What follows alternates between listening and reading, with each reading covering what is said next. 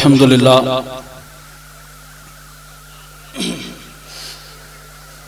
अल्हम्दुलिल्लाहि रब्बिल आलमीन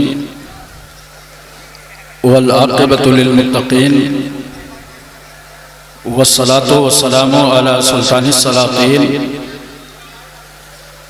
सय्यदिल अंबियाई वल मुरसलीन मुहम्मदिनिल मुख्तार व आलिहिल अतहार व अस्हाबिहिल अखयार अम्मा बादु फ़अऊज़ु बिल्लाहि मिनश शैतानिर रजीम बिस्मिल्लाहिर रहमानिर रहीम इय्याका नअबुदु व इय्याका नस्तईन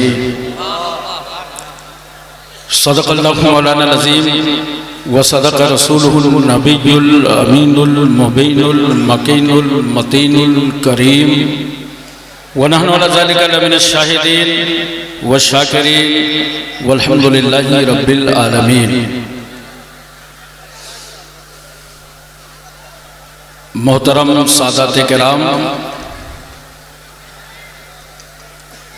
उलमा अहले सुन्नत, आइम्मा मसाजिद, असातिज़ा मदारिस,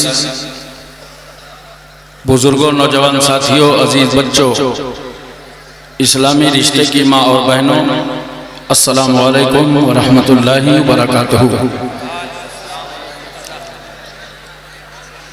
आयत करीमा की फजीलतें और बरकतें हासिल करने से पहले आइए हम और आप इंतहाई मोहब्बत और अक़ीदत के साथ अपने आका व मौला कौनैन के दूल्हा, काली जुल्फ़ों वाले रसूल, सुनहरी जाली वाले महबूब, डूबतों को तैराने वाले पैगंबर, गम की हिचकियाँ लेने वालों को जिंदगी देने वाले नबी, यतीमों को उंगली पकड़ा देने वाले रसूल, बेवाओं को कलेजे से लगाने वाले रहमतुल लिल आलमीन, सिदरा से आगे जाने वाले मुस्तफ़ा, लामका की सैर करने वाले पैगंबर, मक्के और मदीने की चटाई पर बैठकर सारी कायनात की तकदीर का फैसला करने वाला अल्लाह का महबूब हुजूर अहमद मुस्तफ़ा मोहम्मद मुस्तफ़ा सल्लल्लाहु अलैहि वसल्लम की बारगाह आलिया में दरूद पाक की डालियां निछावर करें बावाज़े बुलंद। अल्लाहुम्मा सल्ली अला सय्यदना मौलाना मुहम्मद व अला आलि सय्यदना मौलाना मुहम्मद व बारिक व सल्लिम सलातु व सलाम अलैका या रसूल अल्लाह।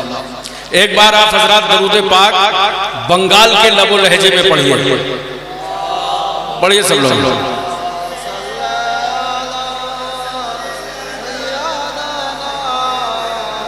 पढ़िए पढ़िए।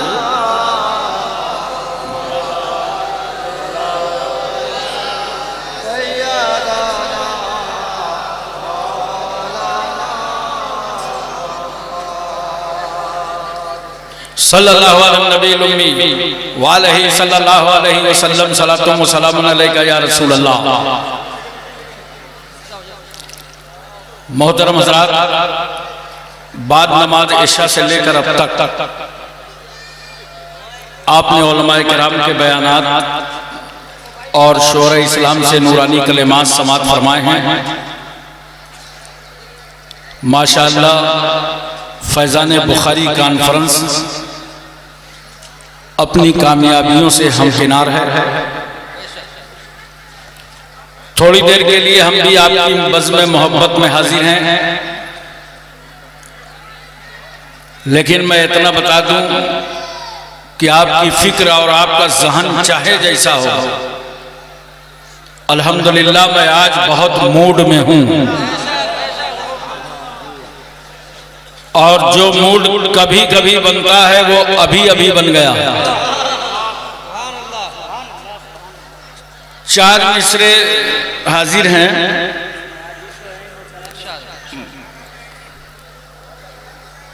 इन शोरा की तरह मेरी आवाज़ नहीं है, शब्बीर बरकाती साहब की तरह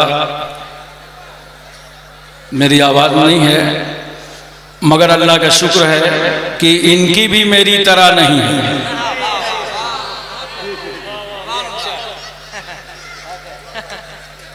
हमारे महफिल के रूहे रवां नकीब अहले सुन्नत पूरी अपनी जिम्मेदारी निभा रहे हैं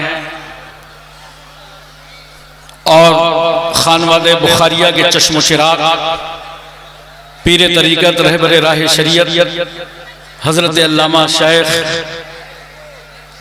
सैयद फैजुल हुसैन साहब क़िबला मक़दसिल्लहुल अली व नूरानी सैफुल हुसैन साहब और उनके वालिद गिरामी जिनके फैज़ान करम से अल्हम्दुलिल्लाह पूरा के पूरा इलाका सुन्नियत से मालामाल नजर आ रहा है। मखदूमुल उलमा हजरत अल्लामा मौलाना शेख तरीक़त नूरुल हुसैन साहब क़िबला मक़दसिल्लहुल अली व नूरानी, हम दुआ करते हैं कि अल्लाह ताला तादेर अहले सुन्नत वल जमात पर उनका साया बरकरार रखे। हजरात, जो कुछ अब तक आपने सुना, बहुत कुछ सुना है। थोड़ी देर हम आपसे गुजारिश करते हैं कि सुनिए और उलमाए किराम से खास तवज्जो चाहते हैं। 4 मिसरे हजरत हाजिर हैं।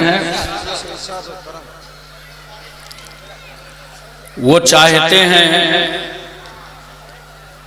कि हिंदुस्तान छोड़ दें हम, वो चाहते हैं कि हिंदुस्तान छोड़ दें हम। कौन समझ गए ना? असल में ग्राउंड छोटा है, चौवे छक्के नहीं लग सकते, कहीं कहीं कट करूंगा, अगर कोई कैच निकले तो संभालना। वो चाहते हैं कि हिंदुस्तान छोड़ दें हम। बताओ, भूत के डर से मकान छोड़ दें हम? बताओ, भूत के डर से मकान छोड़ दें हम? अब इस मकाम पे हाथों के आबले देखें, अब इस मकाम पे हाथों के आबले देखें। पहाड़ काट लिया है, चट्टान छोड़ दें हम? पहाड़ काट लिया है, चट्टान छोड़ दें हम। 4 मिसरे और सुनिए, ये उनके लिए हैं जिनकी उम्र 50 साल से ज्यादा है। हमारे कुछ गुनाहों की सजा भी साथ चलती है,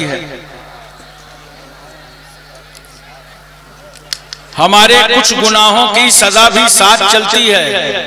हम अब तन्हा नहीं चलते, दवा भी साथ चलती है। अभी जिंदा है मेरी माँ, मुझे कुछ भी नहीं होगा। अभी जिंदा है मेरी माँ, मुझे कुछ भी नहीं होगा। मैं घर से जब निकलता हूँ, दुआ भी साथ चलती है। मैं घर से जब निकलता हूं, दुआ भी साथ चलती है। मोहतरम हजरात, सबसे पहले आप सुन लीजिए कि पूरी कॉन्फ्रेंस का माहसल क्या है।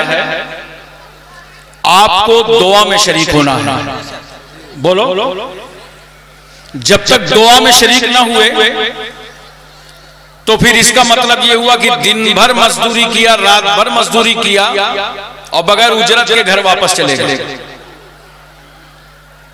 दुआ के बड़े फायदे हैं, बहुत गौर से सुनिए। वली है सज्जादा नशीन तशरीफ फरमा है,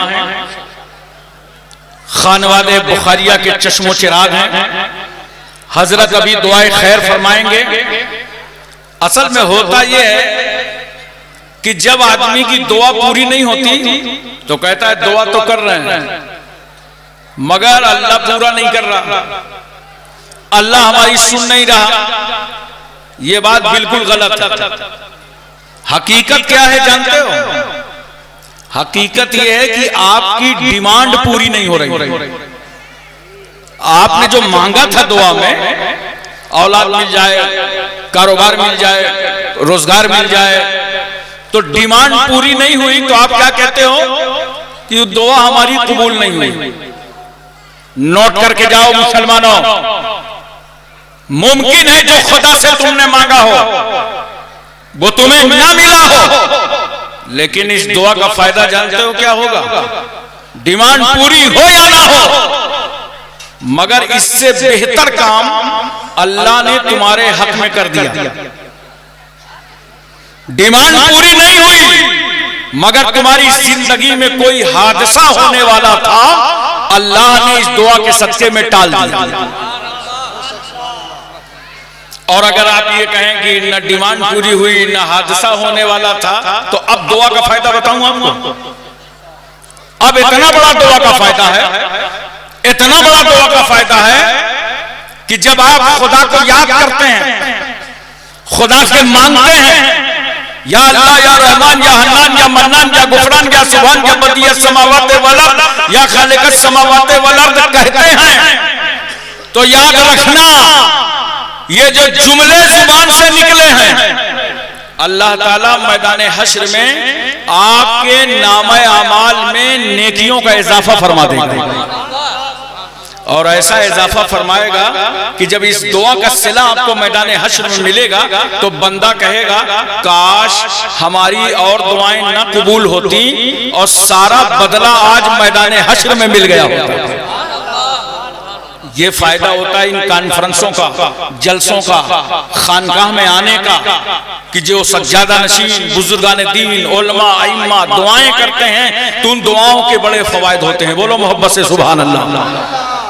हजरात, ये हिंदुस्तान है, ये वलियों का मुल्क है, सूफियों का मुल्क है, बुजुर्गों का मुल्क है, संतों का मुल्क है, अल्लाह वालों का मुल्क है, आशिकाने मुस्तफा का मुल्क है। अगर कहो तो यूं कहो कि हुजूर सैयदना मखदूम जलालुद्दीन जहानिया जहां दरखत के फैजान का मुल्क है, उनके एहसान का मुल्क है। पूरी दुनिया में 57 ममालिक हैं मुसलमानों के, मगर सबसे ज्यादा दरूदो सलाम पढ़ने की सादतें हिंदुस्तान को हासिल।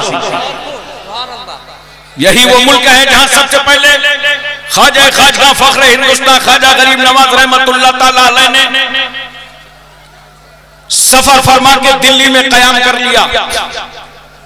तन्हा नहीं, साथ में 40 औलिया किराम, कुतुबुद्दीन बख्तियार काकी जैसी जाते गिरामी, जिनके लोग चेहरे देखते थे तो कलमा पढ़ने लगते थे।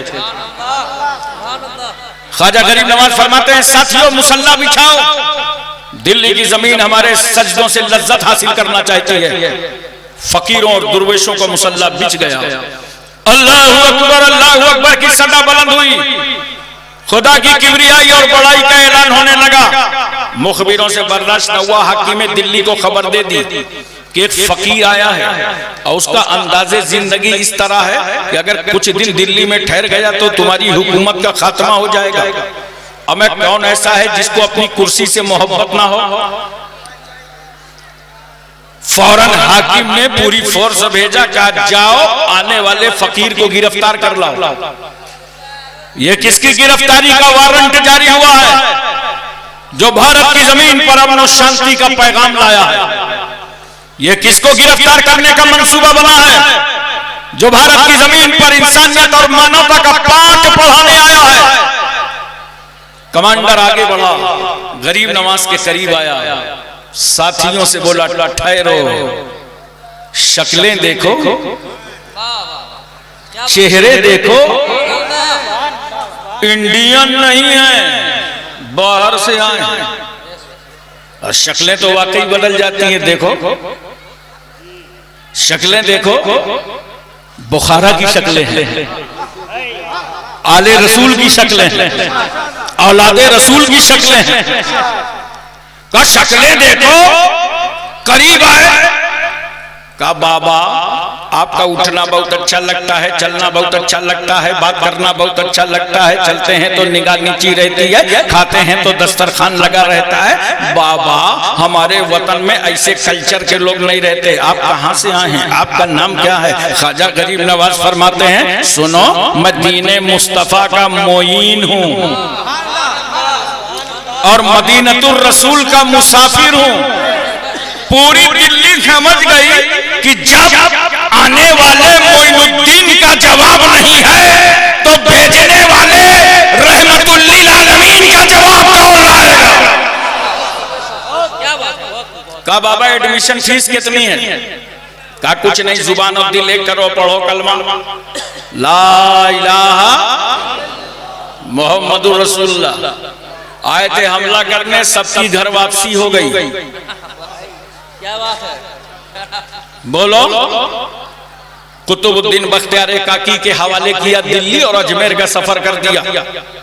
हजरत तवज्जो कीजिए, हम हिंदुस्तानियों पर कितना करम है रहमतुल्लिल आलमीन का कि आज पूरे भारत के कोने कोने गोशे गोशे में औलादे रसूल हैं। हिंदुस्तान का हर हिस्सा नबी की नस्ल से भरा हुआ, पैगंबर की औलादों से भरा हुआ। गांव खेड़े में जाओ वहां भी सैयद नजर आएगा, कस्बों और शहरों में जाओ वहां भी औलादे अली नजर आएंगे। क्यों? मेरे नबी को इस वतन की कितनी फिक्र। उलमा की खास तवज्जो चाहता हूं। रसूल सल्लल्लाहु अलैहि वसल्लम इस्लाम की तबलीग कर रहे हैं और मेरे पैगंबर चाहते हैं कि उमर ईमान ले आवे। बहुत चाह रसूल ने, कोशिश कर दी मेरे पैगंबर ने उमर मुसलमान हो जाएं, मगर उमर के भेजे में ये बात नहीं उतर रही थी। उमर ईमान लाने के लिए तैयार नहीं हो रहे थे। तवज्जो कीजिए, रसूल चाहते हैं कि उमर मुसलमान हो जाएं, मगर उमर ईमान नहीं ला रहे। तो मेरे रसूल ने हजरत उमर को खुदा से मांग लिया। उमर को अल्लाह से मांग लिया। तवज्जो चाहता हूं मैं, ज़हन हाजिर कीजिए। रसूलुल्लाह ने इस्लाम के खातिर खुदा से उमर को मांगा। और करम देखो मेरे रसूल का कि मेरे रसूल ने हिंदुस्तान के खातिर ख्वाजा गरीब नवाज को अता फरमा दिया।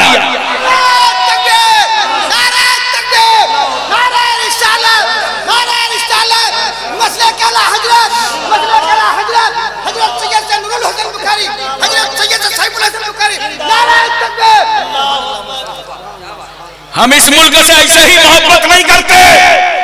जहां भारत को आजाद कराने में हमारे उलमा ने बलिदान दिया, कुर्बानियां दी हैं, खून बहा है मुसलमानों का, तब हिंदुस्तान आजाद हुआ है।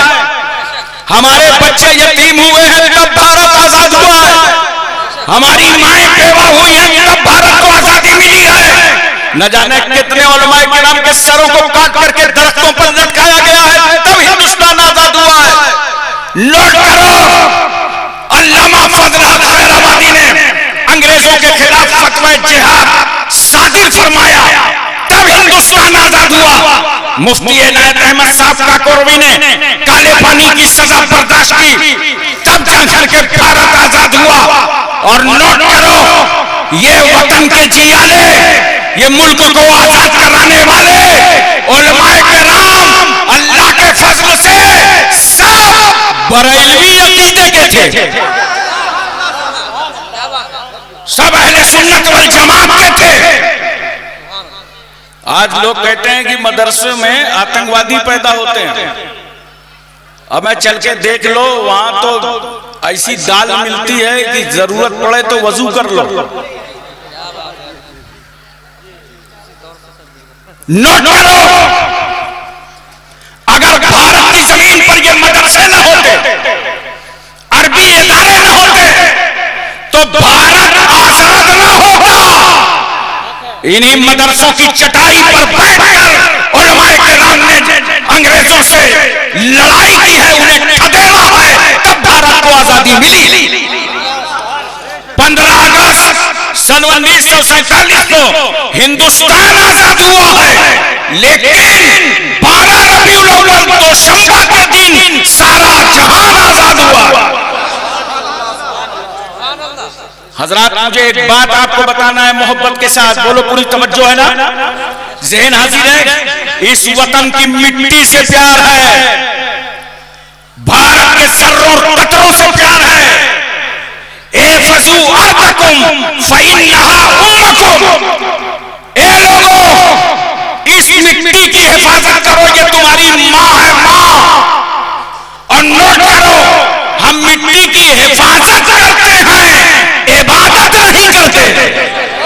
इबादत तो हम सिर्फ एक खुदा की करते हैं।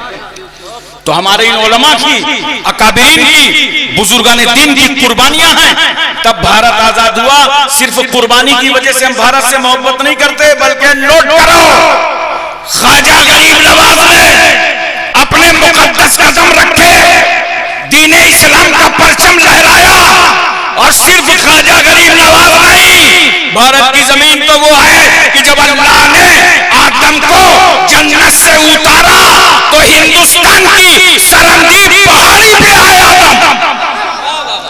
सबसे पहले अजान हुई हिंदुस्तान में, नमाज पढ़ी गई हिंदुस्तान में, आदम ने सजदा किया, आदम ने रुकू किया, रोए आदम, आंसू बहाए आदम ने, गिरिया बेजारी किया आदम ने, तड़पते रहे आदम, अल्लाह से माफी मांगते रहे आदम। ये वो भारत की जमीन है। और नोट करो, आदम तन्हा नहीं, आदम अकेले नहीं, आदम की पेशानी पर नूरे मोहम्मदी जलवागर। इसीलिए तो डॉक्टर इकबाल ने कहा था,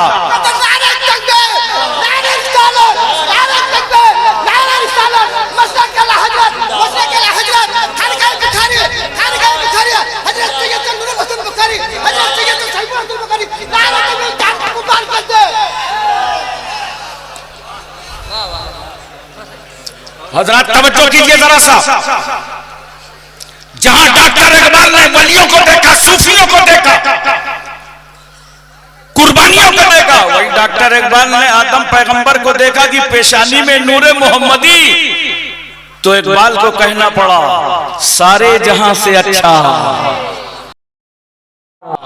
सारे जहां से अच्छा हिंदुस्तान हमारा, हम बुलबुले हैं इसकी, ये गुलसितां हमारा। मोहतरम सामीन किराम, एक लम्हे के लिए मुझे हाजिर है ना, पूरी तवज्जो है, मोहब्बत से बोलो एक बार या रसूल अल्लाह। हमें आजू बाजू चेक करो, कोई सो रहा हो तो उसके कान में बोलो सुभान अल्लाह, ताकि जगाने का भी सवाब मिले और सुभान अल्लाह कहने का भी मिले। प्यार से बोलो या रसूल अल्लाह। मैंने आयते करीमा पढ़ी है और चाहता हूं कि कुछ फायदा आपको हासिल हो जाए। अल्लाह ताला फरमाता, इय्याका नअबुदु व इय्याका नस्तईन। आए अल्लाह, हम तेरी ही इबादत करते हैं और तुझ ही से मदद चाहते हैं। जोर से बोलो सुभान अल्लाह। बहुत तवज्जो कीजिएगा जरा से मेरी तरफ। आए अल्लाह, हम तेरी ही इबादत करते हैं और तुझ ही से मदद चाहते हैं। एक बार ये जुमला आप भी बोलिए, आए अल्लाह, हम तेरी ही मदद करते हैं और तुझ ही से, तवज्जो कीजिए, तुझ ही से मदद चाहते हैं। मतलब ये अल्लाह, हमको तेरी ही मदद चाहिए, मौला तेरी ही मदद चाहिए। तू चाहे जिससे मदद करा दे, हमें तो तेरी मदद चाहिए। तू चाहे जिससे मदद करा दे, तू गौसे आजम से करा दे, ख्वाजा गरीब नवाज से करा दे, आकाए नक्शबंद से करा दे, मौलाए सोहरवर्द से करा दे, मखदूम सैयद जलालुद्दीन जहानिया जहांगीर से करा दे, कुतुबुद्दीन बख्तियार काकी महबूबे इलाही साबिर कलियारी जिंदा शाह मदार वारिसे देवा मखदूमे के चौचा मखदूमे जाजमो नसीरुद्दीन चिराग गलवी शाह जमालुल्लाह रामपुरी मुनव्वर अली शाह इलाहाबादी शरफुद्दीन याहिया मुनैरी अलाउल हक पंडवी अखी सिराजुद्दीन मखदूमे माहिम बहाउद्दीन बाबा ताजुद्दीन मखदूम शामीना सैयद सालार मसूद गाजी सरकार महरेरा इमाम इश्क व मोहब्बत इमाम अहमद रजा। आय अल्लाह, हम तेरी ही इबादत करते हैं, तुझ ही से, तू चाहे जिससे मदद करा दे, हमें तेरी ही मदद चाहिए। मैं तवज्जो चाहता हूँ। बहुत सारे लोग कहते हैं ना कि गैरुल्लाह से मदद मत मांगो, मजारों पे ना जाओ, बुजुर्गों के यहाँ ना जाओ, पीरों के पास मत दुआ कराने जाओ, वलियों के पास मत जाओ, कहते हैं गैरुल्लाह से मदद मत मांगो। अब मैं अगर तुम्हारा फार्मूला ये लगा दिया गया कि गैरुल्लाह से मदद मत मांगो, तो कोई अमीर आदमी गरीब बच्ची की शादी नहीं कराएगा। बोलो, कोई अमीर आदमी गरीब बच्चे के पढ़ाई का इंतजाम नहीं करेगा। क्यों? अरे मदद भी करो, शिर्क भी मोल लो। गैरुल्लाह से मदद मांगना शिर्क है, गैरुल्लाह से मदद मत मांगो। अरे नादान, ये तेरा अकीदा है, ज़ईफ है, कमजोर है। तू गैरुल्लाह की मदद को, खास तवज्जो चाहता हूं, गैरुल्लाह की मदद को तू गैरुल्लाह की मदद समझता है। हम अहले सुन्नत वल जमात तो गैरुल्लाह की मदद को भी अल्लाह ही की मदद जानते हैं। हज़रत एक बात और सुनिए, बोलो ज़हन हाजिर है ना, पूरी तवज्जो है। मैं चाहता हूं कि इसको एक मिसाल से समझा दूं आपको, समझना चाहते हैं ना। ये कोरोना पीरियड चल रहा है, 11 महीने से ऊपर हो गए, भारत को लॉकडाउन हुए, फिर कभी कैदें बढ़ती रही, कभी घटती रही, कभी जब तक दवाई नहीं तब तक ढिलाई नहीं, सैनिटाइजर, मास्क, 2 गज दूरी बहुत जरूरी, तमाम नारे आते रहे। बोलो, ये सब होता रहा ना, और ये नारे भी आते रहे, हुकूमत के पास माल भी आता रहा। हमारे मुल्क के वजीर आजम साहब ने ऐलान कर दिया कि कोरोना फंड में जो चंदा देना चाहे वो दे सकता हो। तो जानते हो, इस मुल्क के मुसलमानों ने बढ़ चढ़ करके हिस्सा लिया और बता दिया कि इस वतन के लिए आज भी हम हाजिर हैं। अब मैं ये नहीं बता सकता कि उस फंड से कितना बटा कितना बचा, ये एक अलग बहस है। लेकिन एक बात बता दो खाली, क्या वजीर आजम उस फंड को बांटने के लिए खुद आए?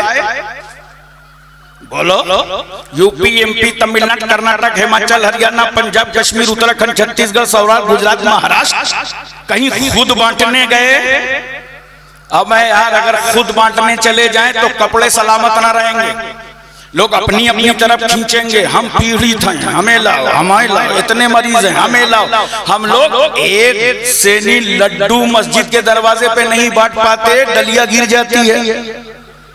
तो इसके लिए वजीर आजम ने क्या किया कि भाई ये खजाना हुकूमत का है, खजाना भारत का है, उसके लिए जिम्मेदारों को तय किया। हर शहर के एसएसपी, डीएम, तहसीलदार, कानून गो, लेखपाल का लिस्ट बनाओ, पीड़ितों की, कोरोना मरीजों की लिस्ट बनाओ। लिस्ट बनाई गई, तैयार कर दी गई।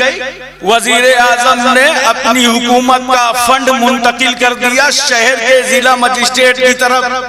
कहा जो जरूरतमंद हो उसे बांटते रहो, उसे देते रहो, उसे नवाजते रहो। खुद वजीर आजम खजाना बांटने के लिए नहीं आए। बोलो, खजाना हुकूमत का, बांट कौन रहा है? हुकूमत के जिम्मेदार। याद रखना, ये पूरी दुनिया की बादशाहत खुदा की। लिल्लाहि मुल्कु समावाति वल अर्द, जमीन और आसमान की बादशाहत अल्लाह के लिए। इन्नल्लाह अला कुल्लि शैइन कदीर, अल्लाह हर चाहे पर कादिर है। अल्लाह सब कुछ कर सकता है, बगैर उसकी मशीयत के एक जर्रा भी हरकत नहीं करता। वो अरहमुर राहिमीन है, वो अहकमुल हाकिमीन है, वो काज़िउल हाजात है, वो रब्बुल अरबाब है, वो मौला है, किबरिया है, बड़ा है, करीम है, वो अजीम है, अलीम है, खबीर है। अरे वो ऐसा रब है, अगर चाहे तो हमारी छोटी सी चीज को वसी कर दे, और वो चाहे तो वसी को समेट दे। वो चाहे तो छोटी सी चीज को पस्त को बुलंद कर दे, और वो चाहे तो बुलंद को पस्त कर दे। वो मौला जो चाहे अता कर दे, और जो चाहे वो छीन ले।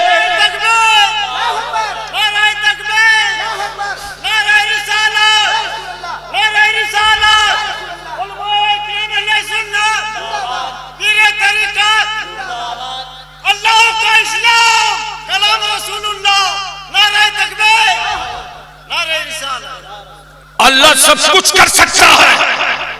आज अगर तुम्हारे अच्छे दिन चल रहे हो तो घमंड न करना, गुरूर न करना, तकब्बुर से काम ना लेना। बहुत अच्छी किरत कर लेते हो, गुरूर ना आने पावे।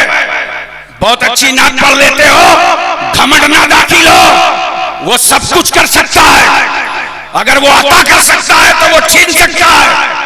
वो छीनने पर भी कादिर है, अता करने पर भी कादिर है। अरे वो मौला की शान तो वो है कि वो खुदा जिसको चाहे जलील कर दे, और वो चाहे तो जलील को इज्जत दे। और वो चाहे तो इज्जत वाले को जलील कर दे। देखा नहीं है कुछ जलीलों को? अरे बोलो, बताना ही पड़ेगा क्या? इस वक्त तो बंगाल वालों को एक जलील परेशान किए हुए हैं। अल्लाह जिसको चाहे इज्जत दे दे, बोलो, और जिसको चाहे जलील कर दे। वो चाहे तो जलील को इज्जत दे दे, वो चाहे तो इज्जत वाले को जलील कर दे। वो सब कुछ कर सकता है। मौला है, खालिक है, हम मखलूक हैं। वो राहीम है, हम मरहूम हैं। वो नासिर है, हम मंसूर हैं। वो खालिक है, हम मखलूक हैं। वो हाकिम है, हम महकूम हैं। वो रज़्ज़ाक़ है, हम मरज़ूक़ हैं। वो माबूद है, हम आबिद हैं। वो मसजूद है, हम साजिद हैं। सब उसके कब्जा इख्तियार में। जर्रे जर्रे का, कतरे कतरे का, लैलो नहार का, सुबह शाम का, जिंदगी बंदगी का मालिक बोलो कौन है? अल्लाह है। सारे खजाने अल्लाह के, जमीनो आसमान अल्लाह का, ये बागात, ये फुरूर, ये बेवजह सब अल्लाह के कब्जे और कंट्रोल में। मगर अल्लाह ने भी अपने खजानों को बांटने के लिए अपने मुस्तफा को चुना है। अपने महबूब को चुना है। अल्लाह का महबूब खुद ही कह रहा है, अल्लाह युती व अना कासिम। अल्लाह अता करता है और मैं बांटता हूं। तवज्जो कीजिए, अल्लाह अता करता है और मैं बांटता हूं। मेरे रसूल ने खुदा के खजानों को बांटने के लिए जिम्मेदार जब बनाया तो रसूलुल्लाह ने जिसे जैसा अहल पाया उसे जिम्मेदारी दे दी। बगदाद के लिए कहा अब्दुल कादिर यहाँ बैठ जाओ, अजमेर के लिए कहा मोइनुद्दीन यहाँ बैठ जाओ, तुम नक्शबंद में रहो, तुम सहरवर्द में रहो, जलालुद्दीन जहानिया जहां काश तुम पूरे जहान में घूमते रहो। खजाना खुदा का, बोलो, खजाना खुदा का, और बांट रहे हैं खुदा वाले। अबे ये शिर्क नहीं है, ये सब मिल्कियत अल्लाह की है। बांट कौन रहा है? अल्लाह वाले। अब बात समझ में आई, आयत करीमा का तर्जमा समझ में आया। इय्याका नअबुदु व इय्याका नस्तईन। आय अल्लाह, हम तेरी ही इबादत करते हैं और तुझ ही से मदद चाहते हैं।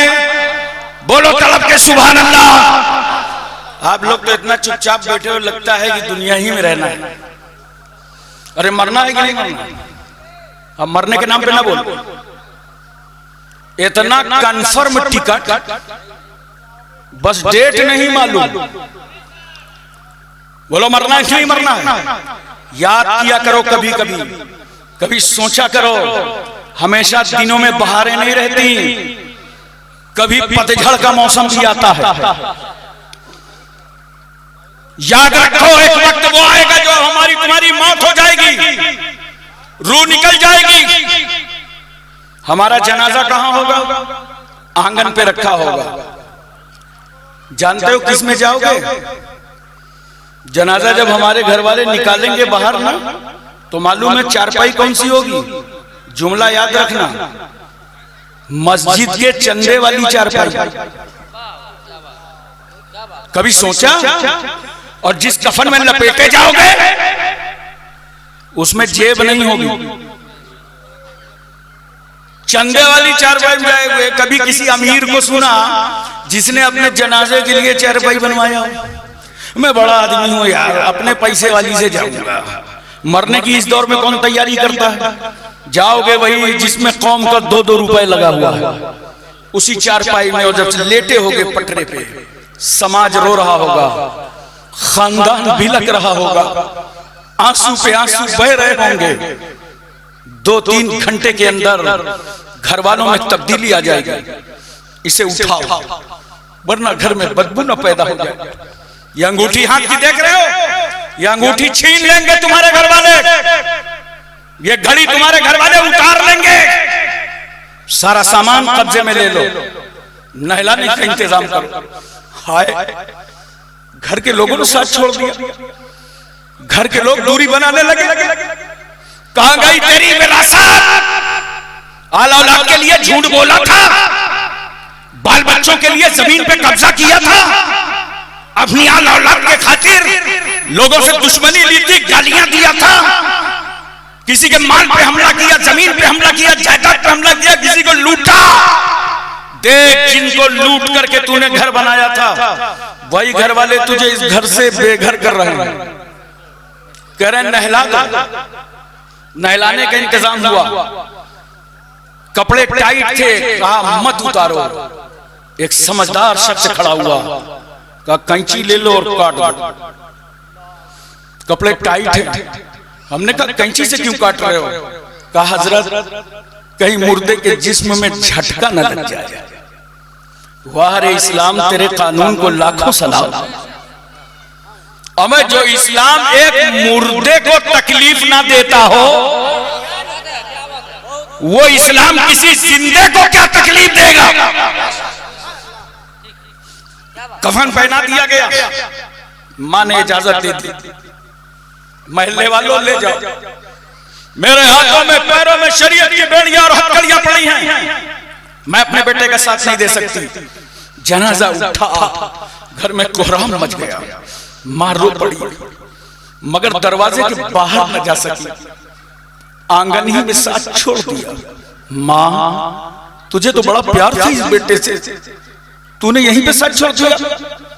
अरे जो बेटे के रोने पर रोए वो मां, जो बेटे के सोने पर सोए वो मां, नींद की मिठास में गुम हो, बच्चा तड़प जाए तो मां नींद को झटक दे, रोते हुए बच्चे को अपने कलेजे से लगाकर अपना सफेद खून पिला पिला कर फिर सुला दे। हम गंदगियां देख कर ठहर नहीं पाते, वो मां रात रात भर उठाती रहती। जिसने 9 महीने तक पेट में रखा हो वो मां, जिसने 2 साल तक अपनी छाती का दूध पिलाया हो वो मां, जिसने रस्म बिस्मिल्लाह खानी कराई हो वो मां, जिसने झूले पे लेटाया हो वो मां, जिसने तेरे कपड़े तब्दील कराए हो वो मां, जिसने तेरे सर पर तेल डाल करके मालिश की हो वो मां। जब तू आंगन में गिरा तो मां का कलेजा फट गया, गोद में ले लिया और रोते हुए बच्चे के जिस्म में तेल की मालिश करके जिसने ताकत बख्शा वो, जिसने अपने वजूद को खतरे में डाला वो मां। जब बच्चा पैदा होता है तो महल्ले की औरतें जमा होती हैं कि देखें लड़की है कि लड़का, गोरा है कि काला। समाज पूछता है क्या पैदा हुआ, लड़की या लड़का? मगर वो मां तड़प तड़प करके जाते हो क्या कहती है महल्ले वालों से, औरतों से, मेरी बहनों, मेरी बहनों, ये पैदा होने वाला गोरा है कि काला है, लड़की की लड़का, ये मत बताओ, इतना बता दो कि पैदा होने वाला जिंदा है कि नहीं। इतना प्यार करने वाली मां, उसने घर ही में साथ छोड़ दिया। बाप को बड़ा प्यार था अपनी औलाद से, एक लम्हा जो अपनी औलाद को नजरों से उजल होना बर्दाश्त न कर सके, रात तेरे आने में ताखीर हो जाए घर में तो बाप का कलेजा फटने लगे, मेरा नूरे नजर नहीं आया, लफ्ते जिगर नहीं आया। इतना प्यार एक बाप को है, वो बाप साथ चलता तो है जनाजे के।